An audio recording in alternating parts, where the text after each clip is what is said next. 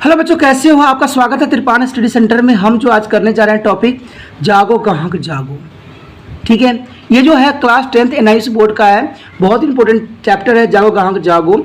ये important chapter होने के साथ साथ ये हमारे जीवन के लिए भी बहुत इंपॉर्टेंट है, क्योंकि हम भी तो एक गाहक हैं। चलिए देखते हैं इसमें क्या है, लेकिन इससे पहले मैं एक बात ज़रूर बताऊंगा कि आप चाहे लाइक करो चाहे शेयर ना करो, इसका कोई मुझे महत्व नहीं है, मुझे तो आपको समझाना है। लेकिन एक बात तो है, बहुत ज़रूरी है, जब भी वीडियो देखा करो पूरा देखा करो, हर एक पार्ट देखा करो, क्योंकि जब तक आप पूरा पार्ट नहीं देखोगे, मैं इसलिए कोई कम समय का बनाता हूँ क्योंकि आपको पता है कि मैं बच्चों को बोर नहीं करना चाहता हूँ। ठीक है, मैं इसलिए छोटा बनाता हूँ क्योंकि मैं बच्चों को बोर करना नहीं चाहता हूँ। ठीक है, मैं चाहता हूँ कि हर एक बच्चा जो है छोटे छोटे टॉपिक को समझ समझ के आगे बढ़ जाए और सबको बिना रटे ही याद हो जाए। ठीक है, और जब भी वीडियो देखो पूरा देखो और हर पार्ट देखो। नहीं देखोगे तो ये अधूरा जानकारी होगी, और अधूरा जानकारी जो होती है दुनिया में सबसे बड़ा खतरनाक होता है। इससे अच्छा है कि आप इस चैनल को देखो ही ना, और सब्सक्राइब करोगे तभी इसका नोटिफिकेशन आपको मिलता रहेगा। तो ये आपकी मर्जी है। कहते हैं ना, समझदार बच्चों के लिए इशारा ही काफ़ी होता है, बोलने से कुछ नहीं होता है। चलिए, हमारा जो आज टॉपिक है जागो गाहक जागो बहुत इंपॉर्टेंट है। चलिए देखते हैं इसमें क्या है। लाइन टू लाइन 80% तक सेल, एक के साथ एक फ्री। जल्दी कीजिए, ऑफर सीमित अवधि तक ही है। पहले 100 ग्राहकों के लिए विशेष छूट है, एक रेफ्रिजरेटर के साथ एक टीवी फ्री है। आप कितनी बार इस प्रकार के विज्ञापन के प्रति आकर्षित हुए होंगे? पता है ना, हर जगह आपको फ्री की जो है लालच दी जाती है, फ्री है फ्री है फ्री है।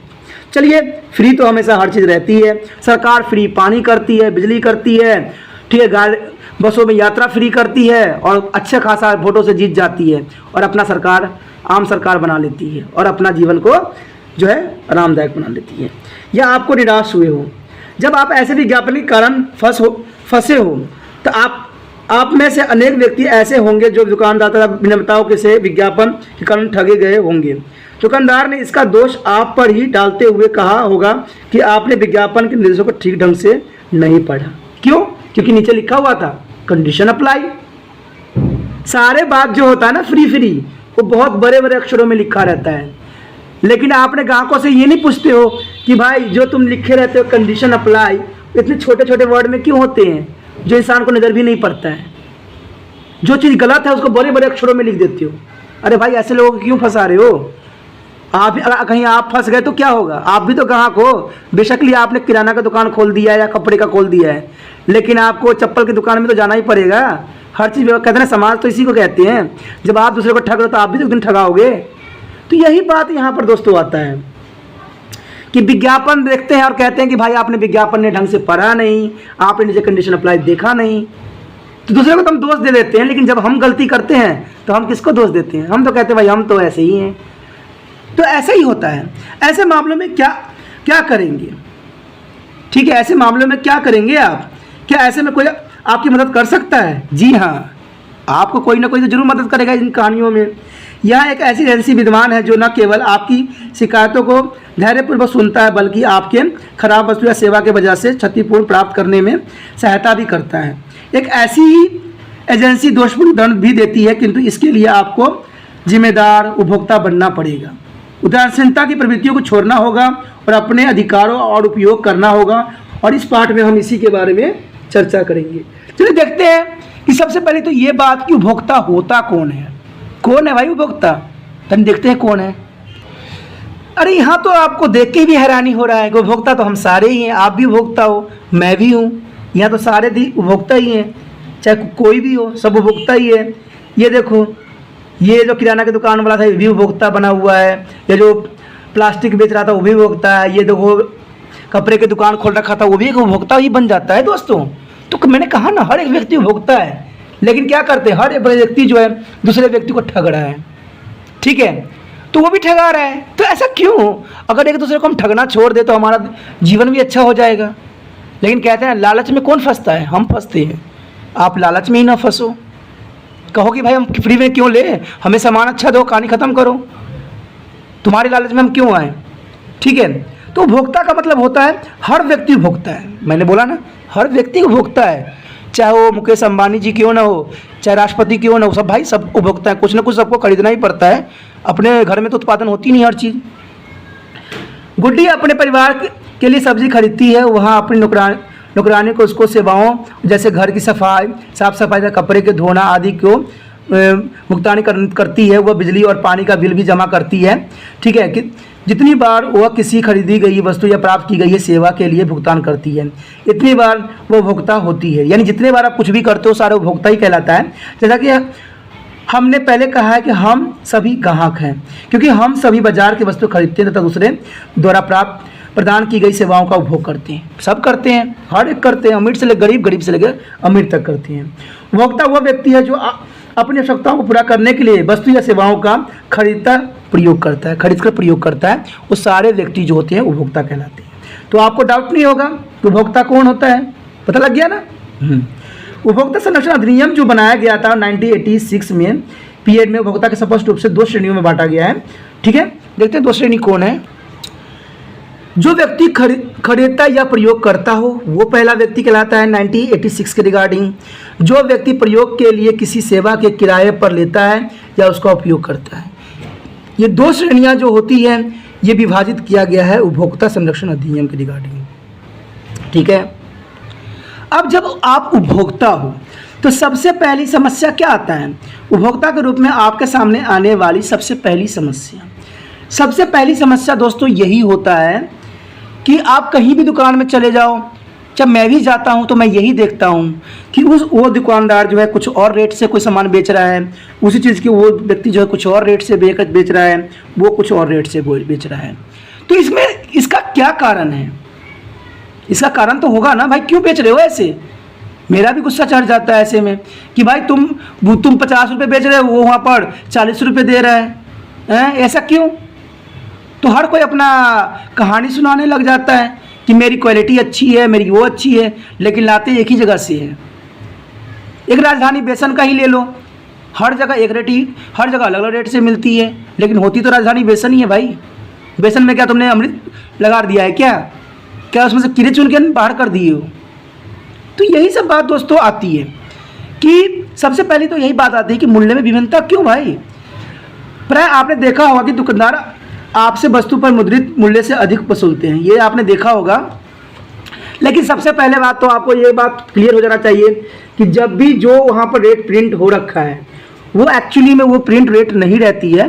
ठीक है ना, वो तो वहाँ मैन्युफैक्चरर वाले डाल देते हैं, लेकिन वहाँ से बहुत ही कम रेट पे आता है सामान, कोई भी चीज़। ठीक है, यह मुद्रित मूल्य अधिकतम खुदरा मूल्य होता है, जिसे MRP कहा जाता है। आपने देखा होगा MRP, और इसका अर्थ है कि दुकानदार आपसे इस राशि से अधिक मूल्य नहीं वसूल सकता, क्योंकि ये जो होती है सरकार द्वारा टैक्स लगा के दिया गया MRP होता है।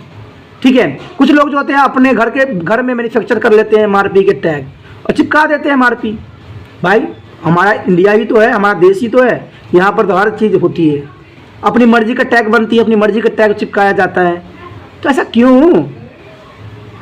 जब दुकानदार से पूछा जाता है कि ये MRP से अधिक मूल्य क्यों वसूल रहे हैं, तो उसका उत्तर होता है कि उन्हें सिनेमा घर या प्रदर्शनी आदि में भारी किराया देना पड़ता है या अतिरिक्त स्थानीय करों के कारण अधिक मूल्य वसूला जा रहा है।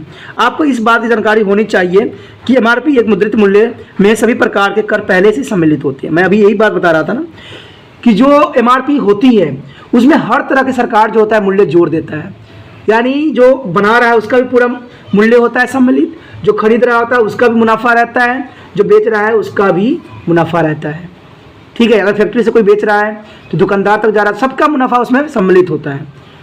ठीक है, तो अगर मान लो कि माचिस अगर आपको 1 रुपये का मिलता है तो आपको पता होना चाहिए कि जहाँ से ये बनता है वहाँ पर उसकी कीमत मुश्किल से होगा 50 पैसा होगा, और आप तक पहुँचते पहुँचते 1 रुपया में कन्वर्ट हो जाता है।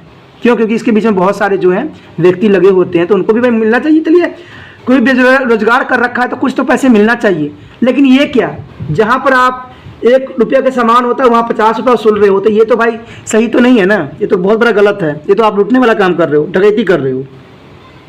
इसी प्रकार सेवा के मामले में भी एक इलेक्ट्रीशियन एक ही कार्य के लिए दूसरे इलेक्ट्रीशियन की तुलना में अधिक पैसा मांगता है और इसका औचित्य देता है कि वह अपने कार्य की गारंटी दे रहा है।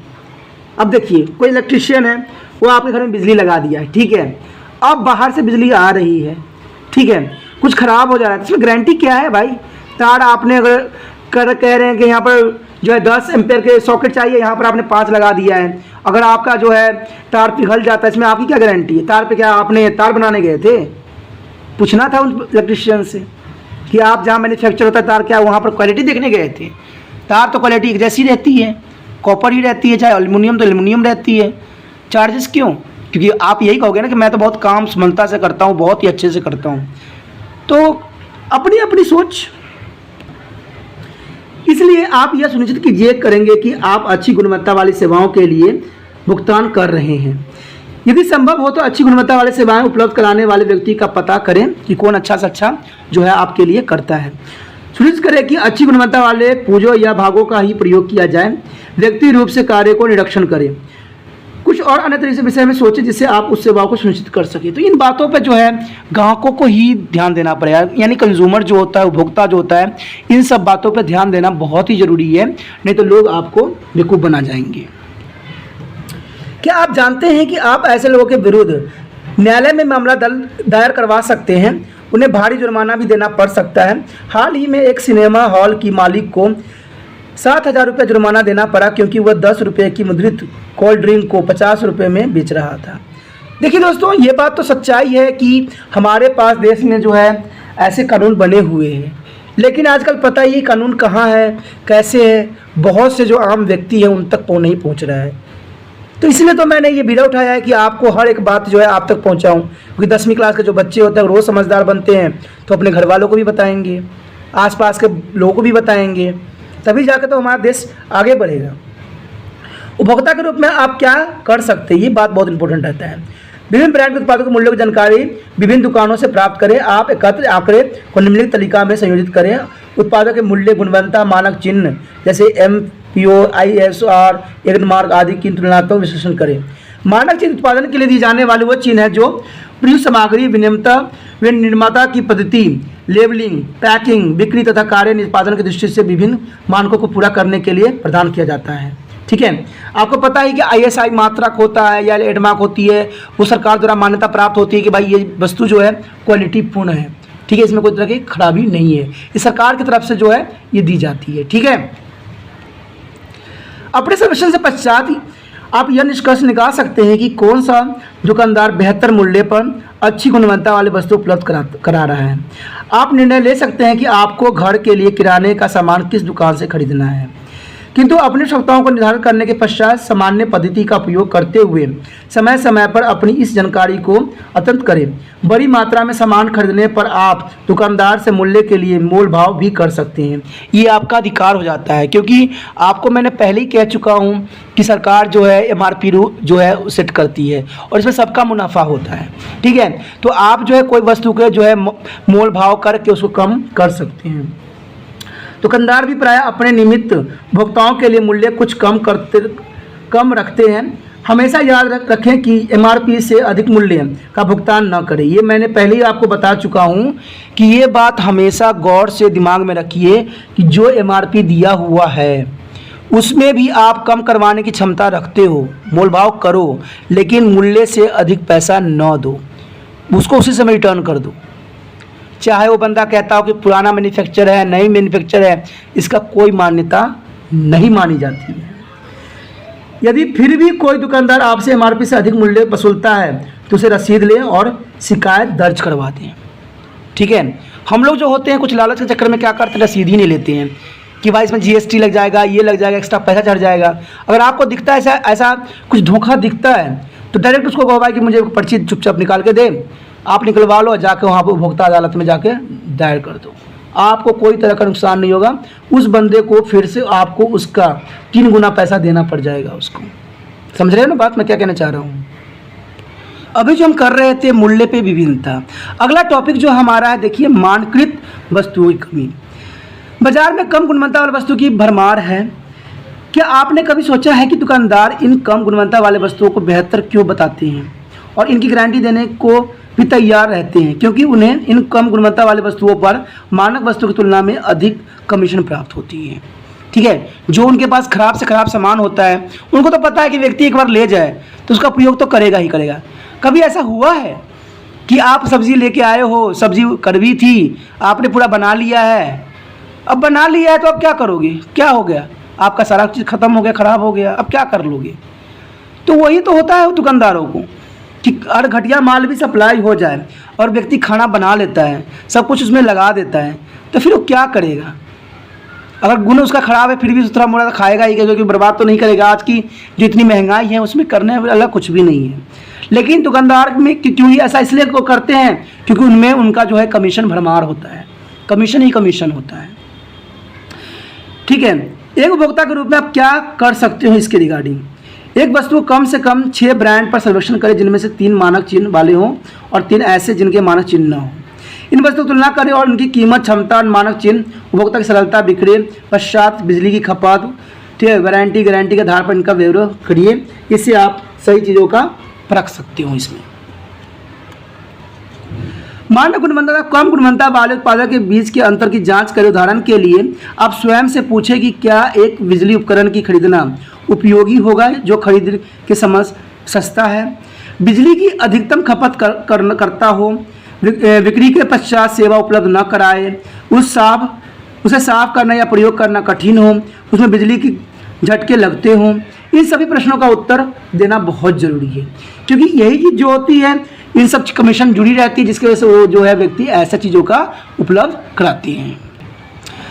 अगला टॉपिक दोस्तों क्या है? नकल। आपने कई बार देखा होगा कि कई वस्तुओं की पैकेजिंग जो है प्रसिद्ध ब्रांड की पैकेजिंग की नकल होती है। प्रायः ब्रांड के नाम से ही मिलते जुलते नाम का प्रयोग किया जाता है। आपने देखा ही होगा, एक प्रचार आता है मैगी का, तो कहता है हर पीली चीज़ देखने वाला मैगी नहीं होता। आपको याद आया? एडवर्टाइजमेंट आपने हमेशा घर पे देखते रहते हो। ठीक है, तो वही बात है नकल कि ब्रांड जैसी नकल करते हैं और फिर क्या करते हैं, उसको मार्केट में उतार देते हैं और उसमें क्या होता है, घास फूस भर देते हैं और लोगों को मारने की पूरी प्लानिंग हो जाती है उनकी। तो ऐसे ब्रांड पे सरकार को रोक लगाना चाहिए और छापामारी करना चाहिए। जब वो टीवी में ही दिखाते हैं कि भाई ऐसे क्यों करते हो, तो फिर तो और कहीं बात ही नहीं बनती है। होता है क्या कभी ऐसा? ताकि उपभोक्ताओं को बेवकूफ़ बनाया जा सके। उदाहरण के लिए टूथपेस्ट के एक ब्रांड कोलगेट की नकल करके कॉलेज टूथपेस्ट बाजार में लाना, जिसमें उसके बाहर के कवर के रंग तथा डिज़ाइन बहु होती है, उसी तरह से होती है बहु। इसी प्रकार उनके एक प्रसिद्ध ब्रांड लाल इमली ब्रांड की बहु नकल करके उसे नाम लाल मली रखकर बाजार में बेचना। यहाँ आपको लगता है कि शायद पैकेजिंग के मुद्रण में कोई त्रुटि है, जबकि वास्तव में ऐसा नहीं है। ऐसा तो ब्रांड बना के भेज रहा है, ये तो नकली है। कंपनी वो बना के भेज रही है, सिर्फ आपको नकल करने। आपने देखा ही होगा यहाँ पर नकल की बातें बहुत हो रही है। ठीक है, तो सेम का ही मतलब होता है सेम। पैसे नकली होते हैं, डुप्लीकेट एक जैसे दिखते हैं, कुछ खामियां होती है जिसको आप पहचान के नकली नोट को कर सकते हो। तो खाने वाले पदार्थ को भी नकली को पहचानो, नहीं तो वो जहर है, आपके बच्चों को भी नुकसान पहुंचाएगा। और आपको पता ही कि नकली शराब कहाँ से बन जाती है। देखते हो कितना हर गांव में लोग मर रहे हैं नकली शराब पी के, नकली दवाई खा के। तो नकली ही है, उसको पहचानो। ठीक है, आपको क्या लगता है कि विनिर्माता इस प्रकार की पद्धतियों का अनुसरण क्यों करते हैं? जी हाँ, आप बिल्कुल सही है। उन्हें अपने उत्पादन के लिए विज्ञापन का खर्च नहीं करना पड़ता, क्योंकि उनको तो खर्च करना ही नहीं पड़ता है। वो तो उन्हीं के विज्ञापन का इस्तेमाल करके उन्हीं का ही कर लेते हैं। तो ऐसा कानून क्यों नहीं है? वे प्राय प्रसिद्ध ब्रांड की नकल करके अपने ब्रांड को भी प्रसिद्ध कर देते हैं, क्योंकि वे जानते हैं कि अधिकतर उपभोक्ता वस्तुओं की पैकेजिंग को सरसरी नज़र से देखकर वस्तु खरीदते हैं और उस पर मुद्रित शब्दों को पढ़ना जरूरी नहीं समझते हैं। आपने देखा ही होगा कि बच्चे जो होते हैं, बच्चों को पढ़ने लिखने थोड़ी इतना आता है। आजकल तो स्कूल में भी बच्चों को जो एडमिशन होती है वो भी रुला के करवाते हैं। आप तो भाई आधार कार्ड आपका ख़राब है, आपको जन्म पत्री ख़राब है, तो बच्चे पढ़ेंगे कहाँ? देखते हैं जाके दुकान में, भाई वो पीली चीज़ मुझे दे दो, वो कुरकुरे जो है वहाँ पर टक भी लिखा हो तो कहेंगे कुरकुरे है, भाई कुरकुरे दे दो। उनको क्या नॉलेज है? सरकार भी तो यही चाहती है ना, तभी तो सरकार को फ़ायदा होता है इन चीज़ों से। बच्चे को भी कहाँ समझ है? आजकल छोटे छोटे बच्चे भी होते हैं, 10वीं क्लास में भी होते हैं, कहीं भी क्लास में देख लो, उनको समझ कहाँ होती है इन चीज़ों का। ब्रांड का तो पता नहीं होता है। भाई पीली चीज़ खा रहे हैं, नीली चीज़ खा रहे हैं, जाएंगे दुकान पे उंगली उठा देंगे। उनको क्या पता कि वो कंपनी का है कि वो सिर्फ विदाउट कंपनी का है। कारण तो यही बनता है ना। आप भी जाते हो बच्चों की एडमिशन करवाने, क्या कहते हैं वहाँ पर जो मुख्य अध्यापिका जी होते हैं बैठे हुए कुर्सी पे, यही कहते हैं ना कि आधार कार्ड लेके आओ, आपका आधार कार्ड जो है वो 1 किलोमीटर दूर का है, आप मेरे घर के पास का आधार कार्ड बनवा लो। इस एड्रेस का बनवा लो, आप किराए पे हो। ये नहीं देखते कि वो बंदा जो है किराया पर है, ठीक है, और बच्चे को पढ़ाते नहीं है ढंग से, ठीक है। सबको काम देने की जगह पर क्या करते हैं, बच्चे कहते हैं सो जाओ बच्चों सो जाओ, शेट डाउन कर लो, हेड डाउन हो जाओ, आप क्या पढ़ोगे? तभी तो देखो, आप जाके देखो ना, मैं ये नहीं कह रहा हूँ, बड़े बड़े घर के बच्चे तो पढ़ ही रहे हैं, उनका तो कुछ कह ही नहीं सकता मैं। जो आम जनता है, आम लोग हैं, उनको देखो ना, तो उपभोक्ता कौन है सबसे अधिक? कौन ठगे जा रहे हैं? आम गरीब। बड़े लोग तो उनका खून पी पी के बड़े बन जाते हैं, लेकिन आम जो गरीब हैं, जो कॉलोनी है, झुग्गी झोपड़ी हैं, जो मिडिल क्लास के होते हैं, उनकी मैं बात कर रहा हूँ दोस्तों। वो उपभोक्ता सबसे बड़े होते हैं, बेवकूफ़ बन रहे हैं आजकल। उनको तो जो मिलता है ले आते हैं घर में, चलो बनाओ यार फटाफट, चलो खा जाते हैं, और खाते हैं तो अगला दिन उनके पेट में दर्द होने लग जाता है। तो डॉक्टर कहता है भाई आपने कहीं बाजार का खाना खाया था? नहीं नहीं, मैं तो ब्रांड का चीज़ लेके आया हूँ, मैंने खाया था। तो उनको थोड़ी पता था कि वो नकली था कि असली था। तो यही तो हमारा जीवन का सबसे बड़ा दुर्भाग्य है। लेकिन फिर भी सरकार ने बहुत तरह के जो है नकली मानक चिन्ह, देखिए कौन कह सकता है कि ये मानक चिन्ह नकली है? नकली मानक चिन्ह लिखा हुआ है ना, कौन कह सकता है? किसमें थोड़ा डिफरेंस है? देखिए सब में थोड़े थोड़े हल्के हल्के डिफरेंस दिखेगा, तो कौन कहेगा जब सरकार, अब देखिए असली ही है, अब बाकी सब नकली है, तो देखने वाले भी कंफ्यूज हो जाएंगे। भाई देखने वाले तो कहेंगे भाई इसकी ये चित्र बने हुए हैं वो तो सही है भाई। अब ये थोड़ी देखेंगे भाई उस पर ये लिखा है, ये बैच पड़ा हुआ है कि नहीं पड़ा हुआ है। छोटी छोटी बात इतना कौन देखता है? तो आपको भी नॉलेज है। कई विविधता की सुविधाएं वस्तु व ब्रांड के मानचित्र या लोगों के भी नकल कर लेते हैं। असली का नकल किए गए लोगों के नमूनों के नीचे उपलब्ध कराए गए हैं। क्या आप बता सकते हैं कि इनमें से कौन से असली और कौन से नकली हैं? अन्य महत्वपूर्ण और असली मानक चिन्हों की तालिका में दर्शाया गया है। क्या आप जानते हैं कि लोग इस पैकेजिंग के नकल करना गंभीर अपराध है तथा कानून के अंतर्गत दंडनीय है? देखिए ये बात अपराध है, दंडनीय है, तो भाई आप खरीदते ही क्यों हो? वहाँ सप्लाई आगे बढ़ता कैसे है?